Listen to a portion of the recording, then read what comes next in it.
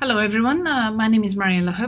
I am the Chair of Academic Senate, and in today's video blog I will summarize the main topics of the Academic Senate meeting that was held on February 18th this year. The full agenda of the meeting is available on the Senate website. The URL is below, and the papers are available through Truth. So here are just the top 5 discussion topics.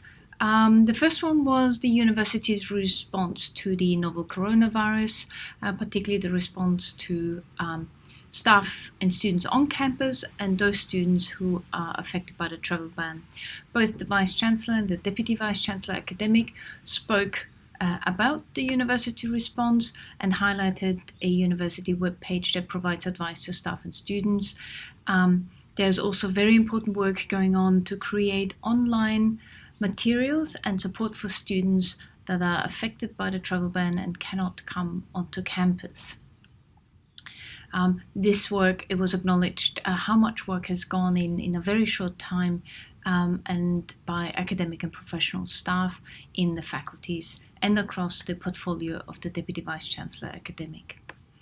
We then heard from the Pro-Vice-Chancellor Programs and Pathways who outlined the approval process for units that are being adapted for online studies for affected students, making sure that the quality of those units remain up to standard. He also outlined that there'll be online tutorial options for students and support for tutors to deliver these online tutorials to make sure that students overseas are able to participate and keep up to date with the content. And he also outlined that we will adhere to the progression policy for those students and students whose academic standing does not allow them to participate in online and in the online delivery of the material will be informed. The Pro-Vice-Chancellor also highlighted the advice from TEXA, from the regulator, that they are increasing the flexibility of some of their guidelines and requirements to allow the delivery of teaching material to students affected by the travel ban. So that was the topic number 1, the novel coronavirus and how it affects the university. Then topic number 2 was the endorsement of the academic promotion policy. Senate had heard last October an update from the review of the academic promotion policy, and in early February, members of Academic Senate were sent a draft policy for consultation, and at the February meeting on the 18th, we considered the final draft of the endorsement. There were some discussions on the data, particularly the gender-specific data on successful promotion.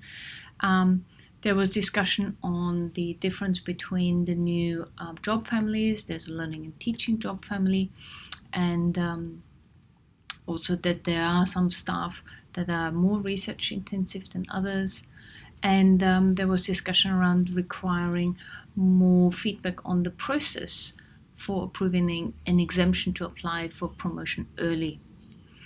Following the discussion, Senate decided to endorse the academic promotion policy, which will then go back to the executive and will be promulgated to all academic staff. Third, we discussed the disestablishment of the Faculty of Human Sciences and how that may affect the composition of Academic Senate and its committees. As the faculty is disestablished, that will impact both the ex officio and elected membership of Academic Senate, and Senate agreed to maintain the current elected members to serve out their current term of membership until the end of the year, and as well as in extending the membership of our student senators until the end of the year, so that until the system can correctly allocate students to the new faculties. In the meantime, Senate will form a working party to consider the future composition, including representation from the faculties. We had topic number 4 was an update from the Senate committees, the Standards Quality Committee and Senate Learning and Teaching Committee and the Research Training Committee. From the Senate Learning and Teaching Committee, the chair, Yvonne Breyer, identified the need to review the terms of reference of the committee, and Katrina Lava-Makoko, the chair of the Academic Senate Quality Committee, spoke of the opportunity that both committees could work together and conduct a joint review to ensure that terms of reference are distinct but aligned, and identify opportunities for collaboration and communication. Equally, the chair of the Research Training Committee, the DVCR, gave us an update on his entire portfolio. There's a new leadership team.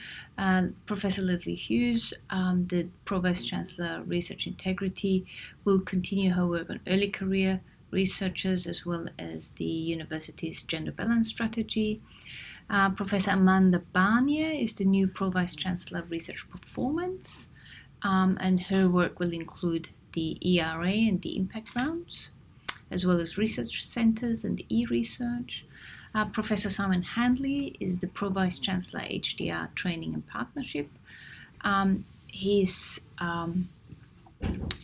work for Senate will include reviewing some of the HDR policies that are up for review. And then finally, Professor Pretorius introduced Professor Dan Johnson, the Pro Vice Chancellor Research Innovation, who is joining the university from the Australian Wine Research Institute, and his role will include working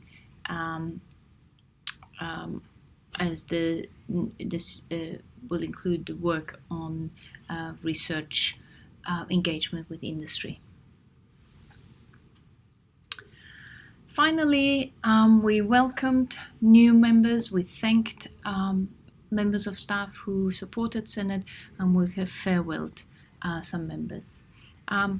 We recognized Associate Professor Adam Duns, who is leaving Macquarie University to take up a position at Sydney University. Adam has been a very active contributor to Academic Senate since the first member. He is an elected member from the Faculty of Medicine and Health and Human Sciences, and we will miss him a lot. We acknowledged Zoe Williams, who was the head of the governance team, and she was left Macquarie University after 12 years. Zoe has been an invaluable support to Academic Senate, and I'd like to thank her personally and professionally for her support of me as the chair as well as the deputy chair.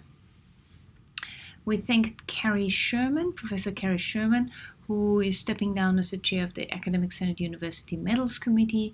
Carrie has has fulfilled this role for the past 4 years and has led the committee through the changes to the criteria for the university medal that were introduced in 2017. And finally, we thanked Associate Professor Judy Homewood for her work as the interim Pro Vice Chancellor HDR. During her term, Judy was a member of Academic Senate and updated Senate on the HDR policy work. These were the members we farewelled, but we welcomed some new members, including Belinda Tiffin, the new University librarian. Grace McIntosh Kessling is a student senator from the Faculty of Arts. Linda Breen, who will be attending Academic Senate in her role as Senior Corporate Secretary, and we welcome back Professor Simon Handley in his new role as Pro Vice Chancellor HDR Training and Partnership. And that's a very brief summary of the February 18 Senate meeting. The next Senate meeting will be held on April the 7th, starting at 9:30 a.m. All members of staff are welcome to attend and observe the Senate meeting. If you are interested, please email us below so we can make sure we've got enough room. Okay, that's it from me today, and I'll update you on the next Senate meeting through this blog. Bye-bye.